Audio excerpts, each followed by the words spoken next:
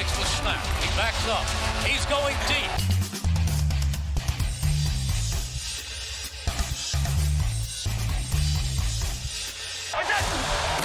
Shotgun snap. You're listening to the Alternative Football News Network. And this is AFN Live.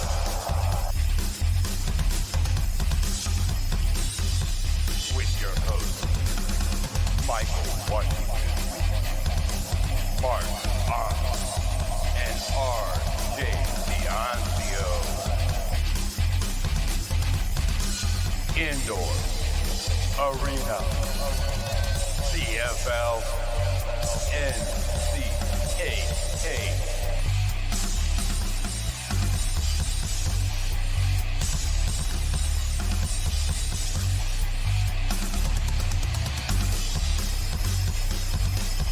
We're not your average talk radio.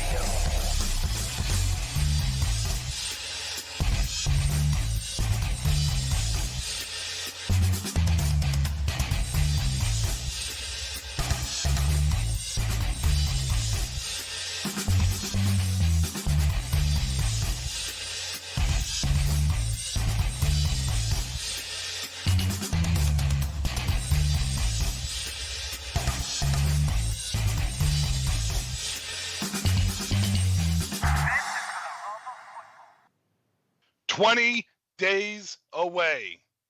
20 days away from the start of the XFL season. I'm Michael Washington Weeks. Here is AFN Live. 20 days away. I'm excited. I can't wait to see what this product's going to look like on the field. XFL still making some big news. Broke over Twitter. We're still waiting on confirmation from the league at this point in time, but it appears that the Los Angeles Wildcats have traded a signed quarterback, Luis Perez, to the New York Guardians for another backup quarterback. He went to Princeton as well. Mark, I'm going to bring you in real quick. I just want to get your thoughts on this trade.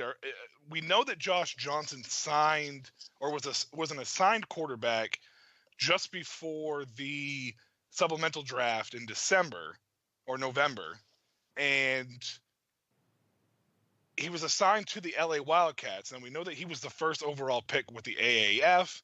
We know that he ended up going to the NFL. Are we shocked by this, considering Luis Perez is one of the first 8 quarterbacks that the XFL announced? It seems kind of like a surprising move here, in my opinion. I'm not shocked by that part of it. I'm just shocked because based on these different rules that they have in place, 2 quarterback systems are probably going to be what we see going forward.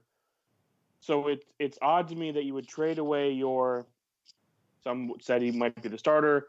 He's probably going to be the backup to Josh Johnson, who is the better quarterback in that situation. So I'm not surprised that they traded him. I'm just surprised that, they don't really have a backup quarterback now that is probably at Luis Perez's level at this point, but this just cements Josh Johnson as the starter for them, which I expected anyway. Well, and that's the thing that I think that a lot of people are, from everything that I've been, seeing and reading on Twitter. Obviously, I've been waiting for the confirmation, so I've been doing my best to kind of get a feel for what's going on with this. The Guardians traded, basically at this point in time, he was their 4th quarterback on the roster. Chad Canoff. I don't know too much about him. He's going to LA now to be probably more cemented at a chance and an opportunity to make a roster at this point in time. But I'm more interested from the side of the New York Guardians in this sense. Kevin, we do XFL now Thursdays, 7 p.m. Eastern, 4 p.m. Pacific, and we talk a lot about what the XFL is going to do and bring to, to the realm of football. And as Mark said, with the way that the rules are set up, 2 quarterback systems seem to make sense. But now you're looking at a Guardian situation that's a little murky because Matt McGloin and Luis Perez don't really have a complementary style set, or play style. They're very similar, so they're more competitive than complementary, in my opinion. Is this spell that maybe New York isn't quite comfortable with McGloin being their starter? I think so.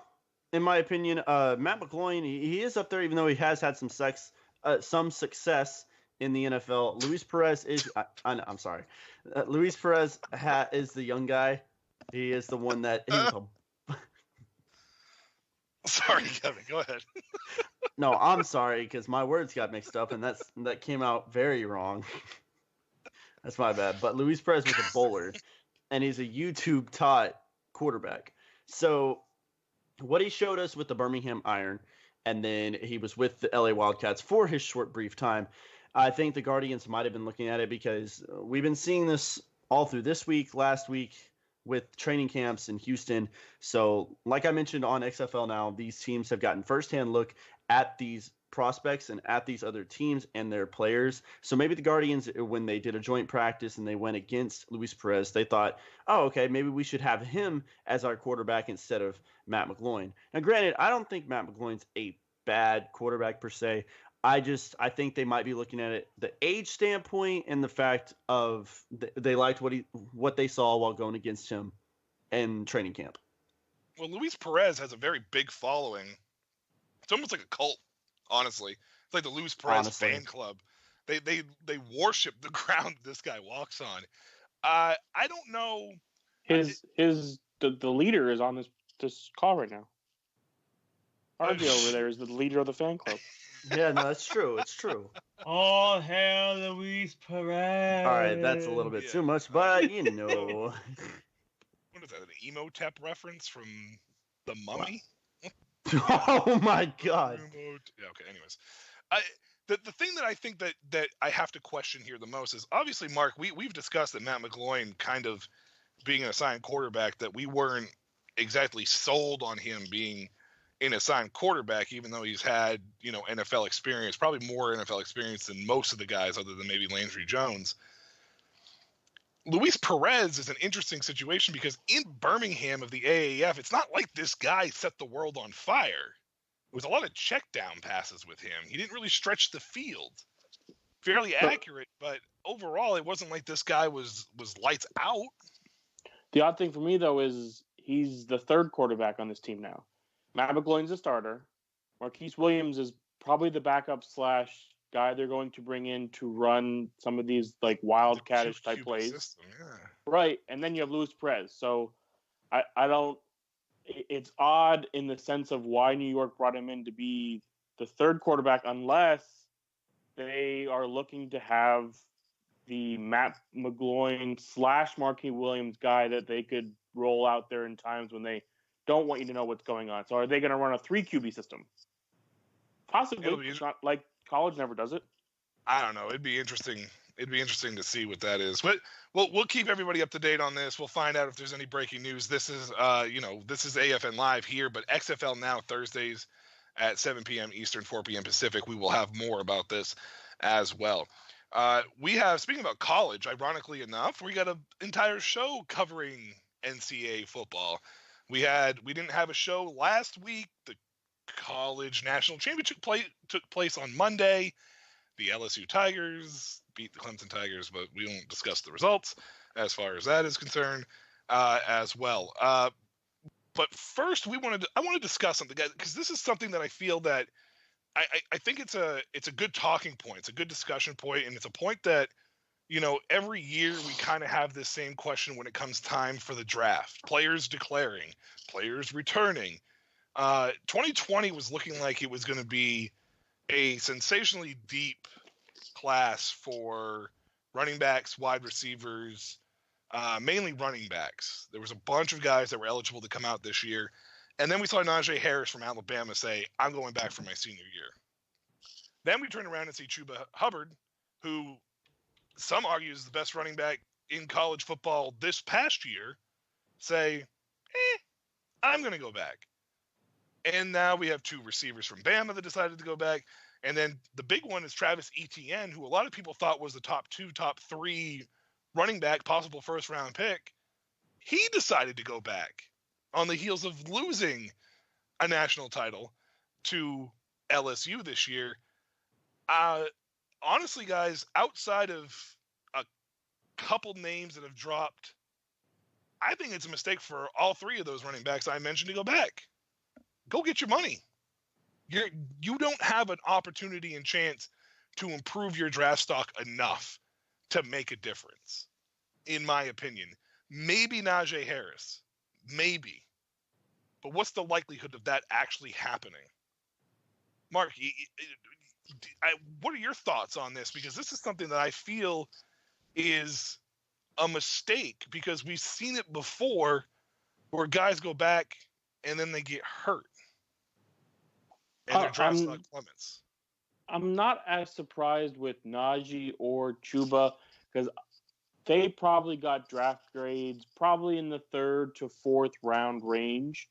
And I could see either one of them building up their draft stock for 2021, because there wasn't, at least at this point, guys better than them looking to that year. So those two weren't as surprising that they decided to go back, based on that they were probably rated as the 4th, 5th, 6th running backs in this year's draft. Travis Etienne is probably the most surprising one, easily, because he was looking like the top 1 to 3, looking at a 1st or 2nd round draft, which is a lot of money. And I know maybe the taste in his mouth was bad from losing the national championship, and that's their first loss in 2 years. And maybe he wants to go back because Trevor Lawrence is going to be there no matter what. He can't come out, so he wants to go back with his guys. But I'm in agreement. Get your money when you can get your money. And what are you going to do? You're going to go from being a 2nd round pick to maybe you move yourself up into the 1st round, hopefully. And that's if you don't get injured. And as a running back, mileage matters. So it's just odd that he decided to go back at this point. I would have, if I was in his camp telling him what to do, I would have told him, definitely go get your money. Go get the money while you can get the money as a running back. I could buy Najee getting a 3rd round grade, but I can't buy Hubbard getting a 3rd round grade. And there were 6 running backs in Darius Geis's draft class taken in the 2nd round. I don't see Hubbard going from a 2nd round pick to a first, next year. And you look at a guy like Najee, you might move up from the 3rd to the 2nd, but you're still going to be in that 2nd round grade, 2nd day draft pick. So I don't know. I think it's good for college football. I do want to state this, Kevin, because I think this is something that I think goes understated here, because we always talk about go get your money. We talk about protecting yourselves, but for the state of college football in the NCAA alone, these big names returning, guys like Etienne, Hubbard, this is something that I think is good for college football, because we've seen guys sit out bowl games. We've seen guys, kind of like, I don't want to risk getting hurt, so I'm not going to go get hurt. I'm going to sit out, and then they go to the NFL and doesn't really help their team. But then you see guys like Hubbard, that he played in his bowl game. Najee Harris played in his bowl game. So it's good for college football, in my opinion.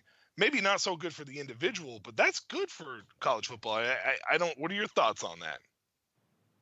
Well, Michael, in my opinion, it is really good. We've seen the past, I think, 3 or 4 years, we've seen these top guys just go away from their teams and enter the draft immediately, because there are some guys that are high prospects, but they're on lower teams.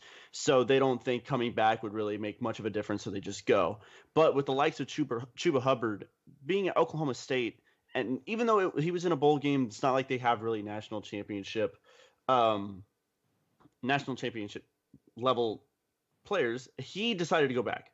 Najee Harris, he thinks that maybe he can come back with Alabama and get them to a bowl game, national title, even though they lost this year. Tua is leaving, but these running backs and all these players, even though they look at it as like, okay, maybe I don't have a 1st round grade, maybe I have a 2nd, 3rd, 4th, 5th round grade, I can still come back and produce in college, because right now I am a talking point in college football, whether it's as a draft prospect or just a running back in general. I'm on the field making my name known, and everyone knows me right now. I go into the NFL as a 5th-round grade prospect, and I don't even touch the field. No one's really going to know me. So maybe they're just living in the limelight for now.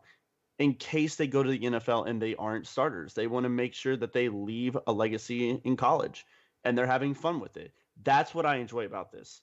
Well, if you don't make it in the NFL, the XFL. That is 20 true. Days, Kevin. Starts in 20 days. 20 days, and they could do it. Like, honestly, Najee Harris, if he were to come out and just go to the XFL, he'd be a starter, in my opinion. Oh, absolutely, 100%. If you want to join in on the discussion, if you have your thoughts, opinions, anything along those lines, the number's 310-876-8064. I almost messed that up. Actually, I did mess that up completely. Or you can join us on social media at AFN Talk as well. This is AFN Live right here on the Alternative Football News Network.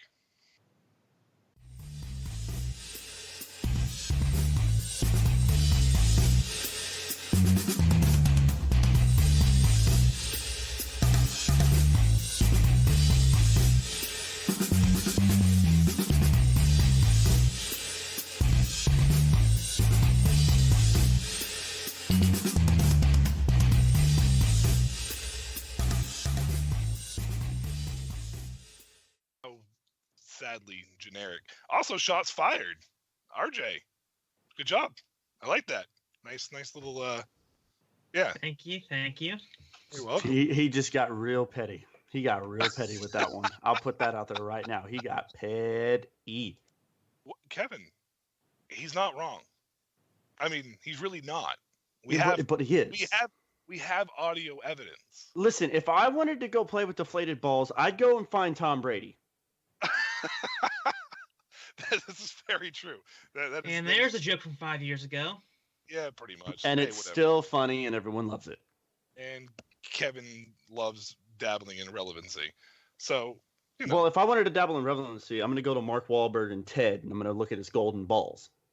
Okay. We're getting off track. There you go again. 310-876-8064. Just so you know, I got it right this time. I just wanted to clarify for everybody that's listening as well. Speaking of the national title game, LSU marred in controversy during its celebration. Cleveland Browns wide receiver Odell Beckham Jr. was there to celebrate with his team, well, his alma mater, not his team. Well, I guess you could still call it his team, where he was handing out money to players. Insert the Ted DiBiase theme here. Like, please. Money. Some players, they felt that after the game was over, they're no longer an student athlete at LSU anymore, like Joe Burrow. Then there's other players like Jamar Chase, who's going back because he can't come out this year. He's not eligible. He is still with LSU. RJ, you have had a very strong opinion. Before I go to you to get those thoughts, a statement from LSU was made, and this is what they said, hashtag, quote, "We are aware of the situation regarding Odell Beckham Jr. interacting with LSU student athletes, and others unaffiliated with the team following the championship game Monday night. Initial information suggested the bills that were exchanged were novelty bills." Yeah, I almost believe that. Information and footage reviewed since shows apparent cash may have also been given to LSU student athletes, you think? We were in contact with the NCAA and the SEC immediately upon learning of this situation in which some of our student athletes may have been placed in a compromising position. We are working with our student athletes, the NCAA, the SEC, in order to rectify the situation, unquote. They turned themselves in, basically. RJ, go ahead. Floor is yours in this situation. All right. Well, congratulations, Odell, you big clown. Listen, I get you were excited with your alma mater. I really do. Like, good for them for winning the national championship. And players deserve to get paid the NCAA. They do, on a more regular basis than they are with this new bill that was passed recently. However, the rules are still the rules, Odell. I mean, listen, I know you aren't the smartest man in the world. I mean, you went to Cleveland for Pete's sake. So, I He mean, got maybe traded there. he could have tried to hold out or something. Because, like, I would have stayed away from there at all costs. Anywho, that's beside the point. But you can't listen, Odell. This is selfish. You made the national championship game all about you.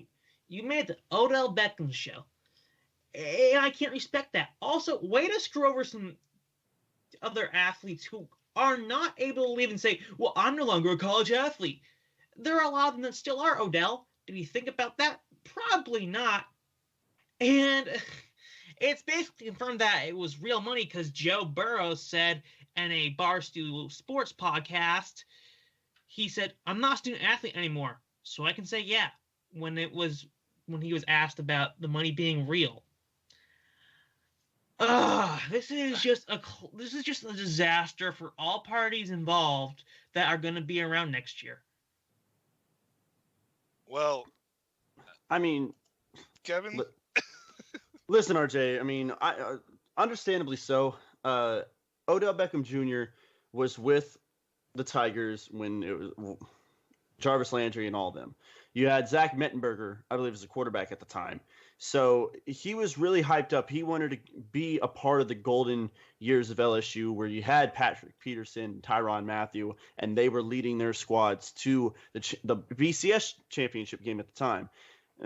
Odell didn't get to do that. Even with having him, Jarvis, Kenny Hill as running back and stuff like that, they weren't able to do that. So he was hyped up. He was excited. There is a video that keeps getting played because he slapped a security guard's butt.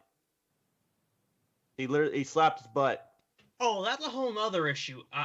That's a whole nother issue. Well, I mean, even still, like, he was excited. The players were excited. Like, he gave them money. And I'm also with you. I understand that Joe Burrow went on to a podcast and stated that it was real money. And after that happened, other players came out and stated that, no, it was actual money that he had given to them because they had to be in contact with the NCAA. And they said that, no, the players will not be getting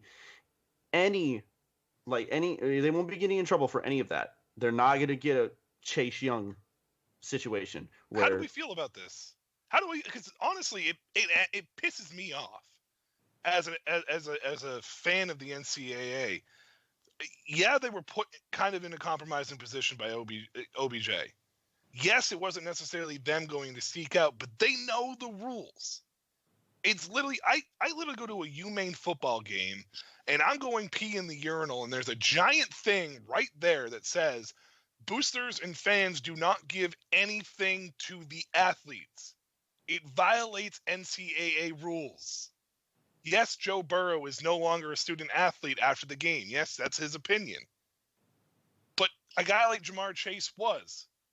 He should know better than to accept that. And when we've seen things in the past, a la Maurice Clarett, a la Chase Young, whoever sold merchandise and made money off of their name, we've seen this before. And yet, for some reason, the NCAA is like, well, and I know that they have a new rule put in place, but that does not justify what this is. This is different. That rule hasn't even been fully enforced yet. Right, but the rule is completely different. This isn't them making money off their likeness. This is literally them getting handed money, which they tell you can't do. Exactly, and that's the one thing that say no punishment. Why? Hold on, Han. We have no confirmation this is real money. Joe Burrow did not say he got real money from Odell after the game. They asked him. Hold on. They asked him, did Odell give you money? But now this was after a series of questions about Joe Burrow going out the night before with a bunch of old LSU players.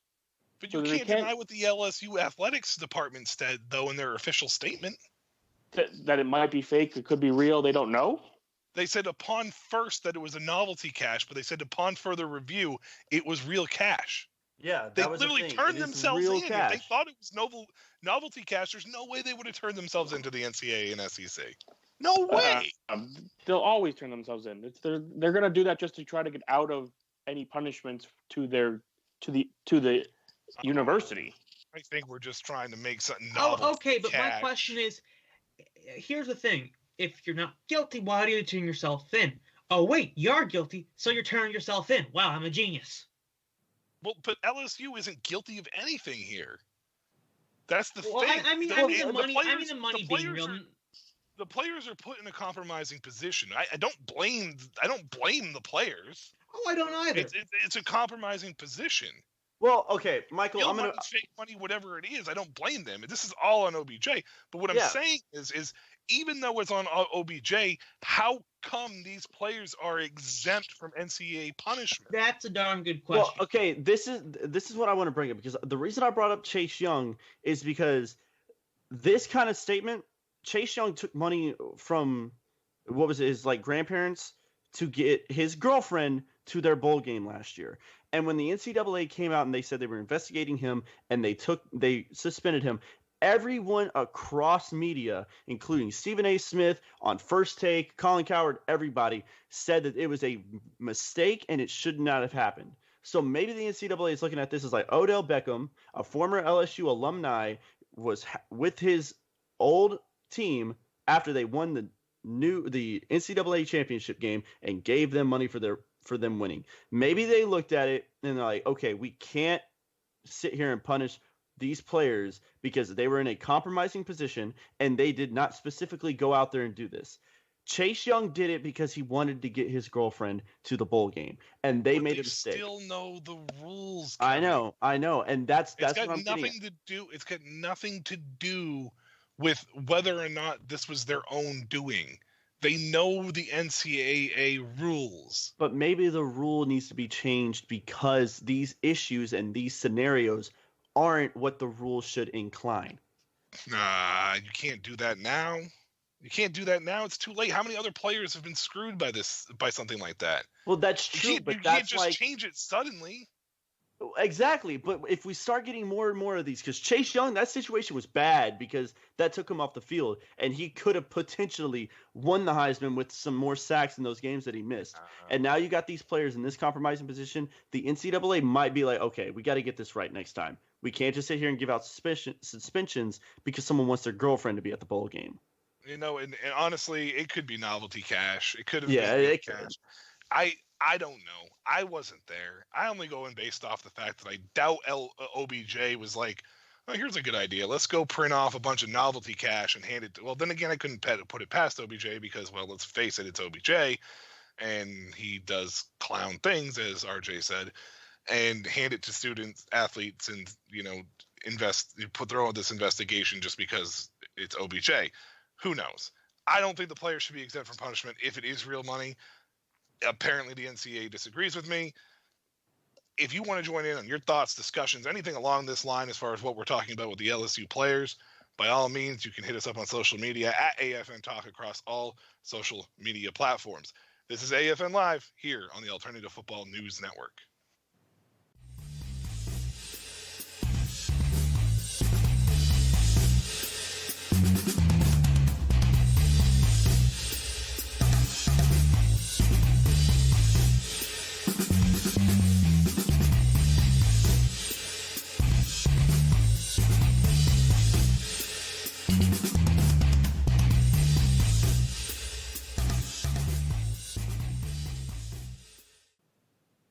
Seattle Dragons are debuting. They're going to be in the first game of the XFL season, February 8th against the DC Defenders. And the New York Guardians, this whole quarterback situation, all of it will come to light on February 9th at 2 p.m. Eastern on Fox when they take on the Tampa Bay Vipers. I meant to say that earlier. Felt like it was a good time to do it now as well. NCAA news. This is going to be an NCAA special with a little bit of XFL sprinkled in tonight. A program that had a huge black eye, not just for their program, but basically for all of college football. In 2012, Jerry Sandusky of Penn State was found guilty of 45 of 48 counts of sexual assault.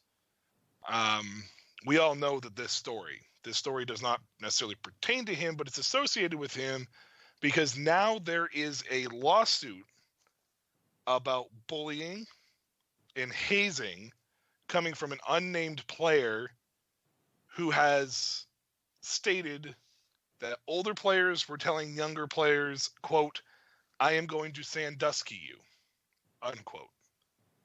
James Franklin, the head coach who has really helped turn this program around, has also been named in this lawsuit again, well, by this unnamed player.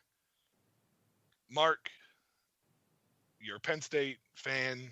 You're a Penn State guy through and through. What can we make of this? What can we really honestly take from this, especially with a program that has had such a dark past? Here we are 8 years later, and it's almost like another black eye just pops out of nowhere here. Well, the player is Isaiah Humphries. That's who's made this allegation. Okay. Now, multiple former players who were on the team at the time, whether they transferred out or left the program, have come out, along with players who mentor these guys, all denying the claims. One of them being a guy by the name of Corey Bolds, who was at Penn State at the time and said, these allegations are false. This guy is looking for money, which when you look at the players he names, Micah Parsons is probably one of the best linebackers in college football. I believe he was a finalist for the Dick Butkus Award. He was, yep. Who will be coming back next year because he's only a sophomore. And then Yotar Gross-Matos, I believe is how you say his name. I may have butchered it, but it is what it is. Bless you. Will be going in the NFL draft this year and is projected as a first-round pick. And then names James Franklin and some other coaches. Now, a allegation was brought to Penn State in early 2019, and also to the DA's office of whatever county this falls under. The name, I forget what the name of the county is, who also investigated this and found no substantial evidence that would lead to filing charges. It doesn't mean it didn't happen, because we all know that the justice system doesn't always work that way, but they didn't find anything that would mean charges should be filed. They didn't find anything from the internal investigation at Penn State. Now, there was a player suspended for the first game, but they don't tell us why. So we don't know if it was something to do with this or if he did something else. For me, when it's odd that players would use the Sandusky thing knowing how badly it hurt the program just 8 years ago. I mean, they got stiff penalties. They had tons of players leave that were allowed to leave because of the fact that they opened up the recruiting to let them leave, to give them a chance to go somewhere else.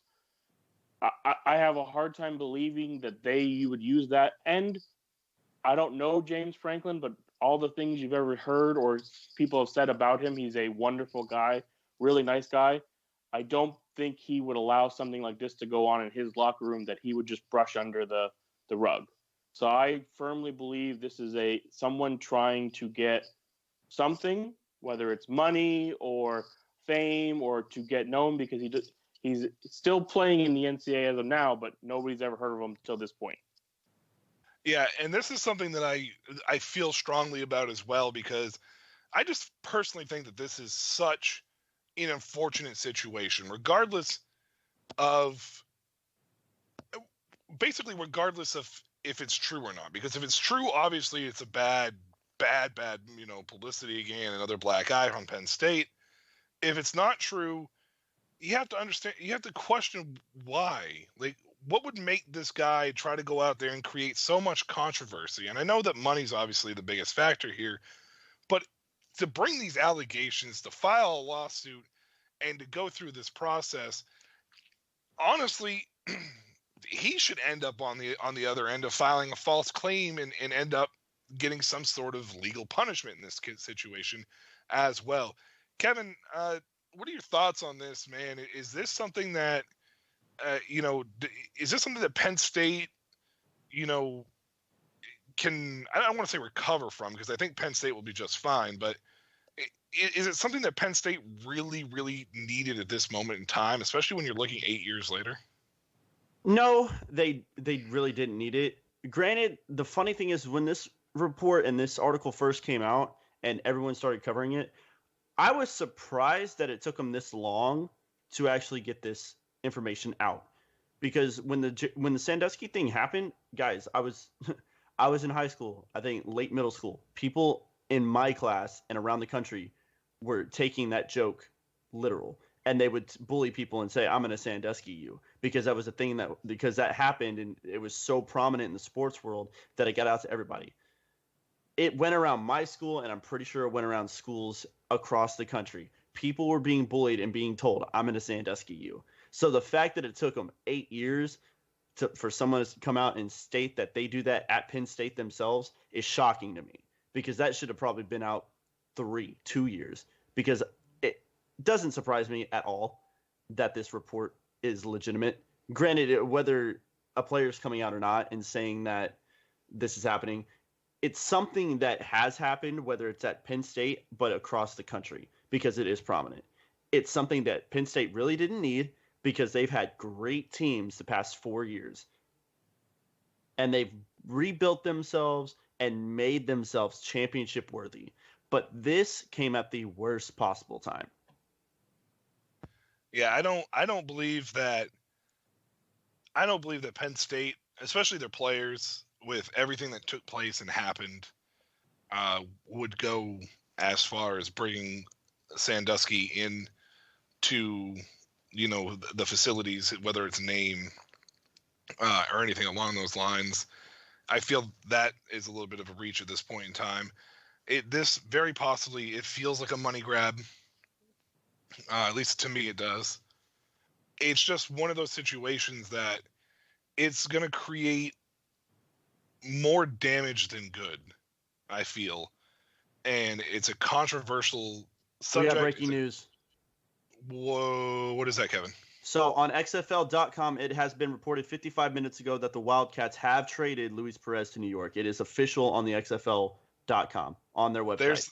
There's the confirmation, and I want to send a quick shout out here to XFL Chick, I believe is what. Yep, XFL Chick. That's her Twitter handle. She's the one that broke the news about 3 hours ago, that Luis Perez had been traded, and it is now official confirmation from XFL.com that he has in fact been traded to the New York Guardians as well. If you guys want to join in on the Penn State conversation, any conversation really that we've had tonight, you can do that on social media through AFN Talk, at AFN Talk. And if you want to give us a call, it's 310-876-8064 as well.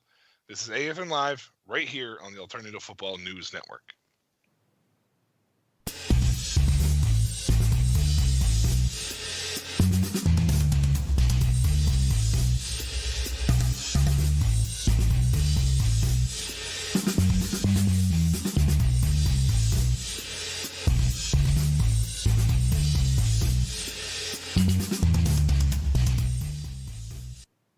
The magnitude of that trade, I don't think people understand. It's literally the first big trade that we have for the XFL as far as name stake and brand name players. We're talking assigned quarterbacks being traded. Luis Perez to the New York Guardians, official XFL.com. First broke by XFL Chick on Twitter. Right now, two-minute drill. This is our 2-minute drill. This is one of my favorite times that we talk about basically anything that we want to talk about and discuss, anything on anybody's mind. RJ, we'll start with you. We know NCAA is not your strong suit, it's not your forte, so we'll give you a chance here to go ahead and take your 2-minute drill and run with it now. Alrighty. I think what I want to focus on is the Odell Beckham situation that wasn't directly associated with NCAA, but did happen in the locker room afterwards, where he slapped a cop on the butt randomly. Listen, there's no defense for that. I know he's not getting filed with charges and everything, but, I never looked up to OBJ as a role model beforehand, but this is deplorable. Please, don't go out defending him. This is sexual assault. This is sexual harassment. This is not good. he should not be a role model for kids as a human being. He can be a work ethic role model or a player role model, but no matter who you are, you should not be in any way trying to defend Odell Beckham, and I've seen too many people trying to do it. Just think about if that happened to you when you were working your random job and someone did it. You wouldn't like it, would you? You'd probably be pretty mad. Yeah, we all would. So let's quit cutting breaks for OBJ because he's OBJ. I figured that's where you were going with that one, RJ. You've been very passionate about that all over social media. I had a good idea that that's where you were going with that one as well. Kevin Drake, your 2-minute drill. It's on. All right, for my 2-minute drill, I want to give I need to make note that anyone who hears that mustard and biscuits reference, please, for the love of God, if you are eating mustard with your biscuits, we're going to have a problem. I might not know you, but mustard on biscuits? No. Biscuits and gravy, that's where we're going. That's where we're going. But in all honesty, when mustard's disgusting. Well, unless it's like a hot dog. No, mustard's gross. Mustard's an okay. abomination. I mean, especially like the sour mustard, like the don't. stuff. But let's be all real. The Sandusky situation. I'm still shocked that is 8 years coming, and it's just now being reported.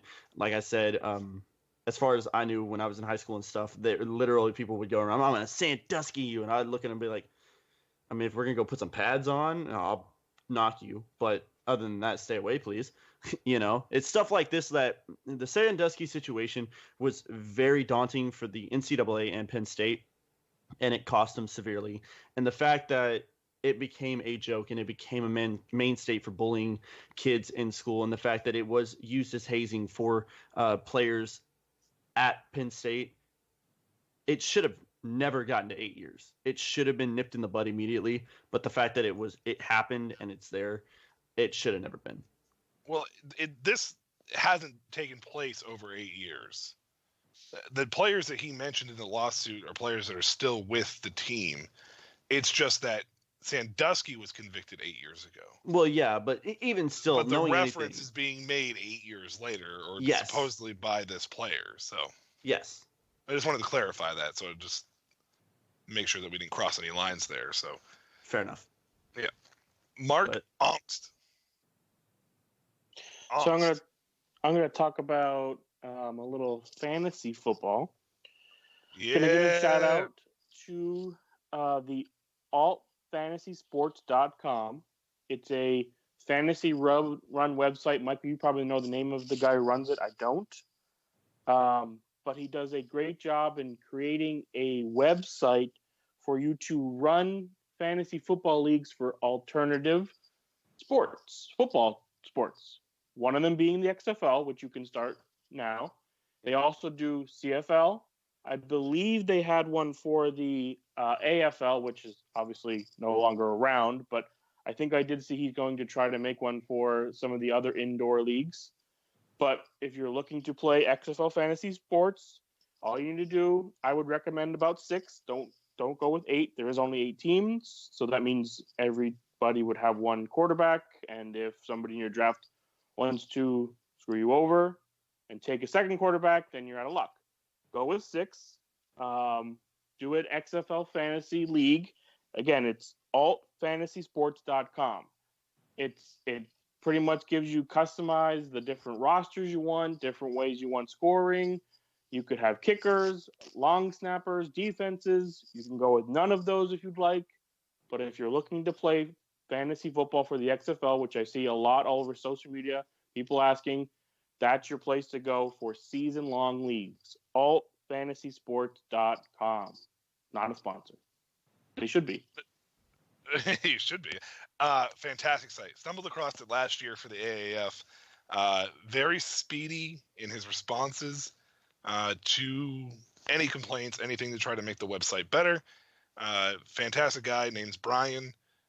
He's definitely trying to put something together for all of it. We have talked, him and I.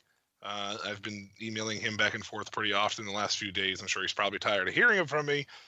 Hi, Brian. he wants to do one for the IFL. He wants to do one for the NAL, and he isn't opposed to. He does a CFL season-long one as well. There was a WNBA on there if you decided to do a WNBA as well. So he's definitely well-versed in trying to make sure that he brings content that people are going to use. He had one for the AFL last year before it folded, obviously, this year. And so he's there. He's on his game. He knows what he's doing. Check it out, altfantasysports.com. Again, not a sponsor. Guys, I want to take my 2-minute drill here to discuss my Friday night. Wow. I was awake for 21 hours total before I finally got some sleep. I picked up my girls after I got out of work. Mind you, I get up at 4:15 to go to work. And my daughter wakes up and says her ear is hurting her. So ear infection runs rampant in my family. Try to kind of like maybe get her comfortable, see if maybe she'll fall asleep. Doesn't happen. She complains. It brings her to tears. Obviously, as a parent, you got to go take care of it. So I bring her to the hospital, to the emergency room at 10:20. I get there at 10:20. And sure enough, I was there for 3 hours before I finally got... Mind you, I was there for 2 hours waiting for the doctor to see her for less than 3 minutes. And then waiting another hour for the dosage to be able to give her so she could get some sleep. I didn't get home till 2 o'clock in the morning, and I slept till 8, I think. Luckily, I have an amazing, wonderful soulmate who let me sleep in, and it was miserable. It was miserable. Avoid the ER if you can, please. It's awful. At least up here. I don't know about other areas. It was dreadful. I was exhausted. And I just wanted to share that with you because if I'm going to be miserable, then I'm going to make you guys listen to my miserable story as well. Anyways, happier note, 20 days, first big trade, Luis Perez to the Guardians as well. XFL season Hold on. What's I'm up? not liking that you're calling this the first big trade. Rashard Ross is a great wide receiver. I don't know why you're disparaging him so much. Well, it's the first great big trade as far as the assigned quarterbacks are concerned. Yeah, I get all that, but Rashard Ross is better than those quarterbacks. Well, Rashard Ross is definitely. I mean, it was not like Trey McBride is any slouch either. He's not, but Ross is better. Well, yeah, Ross is definitely better. But I think as far as the first big trade involving assigned quarterbacks are concerned, especially where this league has been driven with quarterback play. I mean, that's what Oliver Luck and Vince McMahon have been pushing since they started the XFL. It's the quarterback play. I mean, we're talking about one of the first 8 officially traded with Luis Perez. No disrespect, Rashard Ross. I love you. Welcome to DC. Let's tear it up and get a championship as well. 20 days, though, man. February 8th. Don't you mean welcome back to DC? AC. Well, yeah, because the Redskins don't count as a team. So, for Kevin Drake, for RJ Ciancio, for Mark Ongst, I'm Michael Washington Weeks, for our producer Harry Bob, and for the other people involved here at the Alternative Football News Network. This has been AFN Live here on Sunday night on the Alternative Football News Network. Good night, everybody.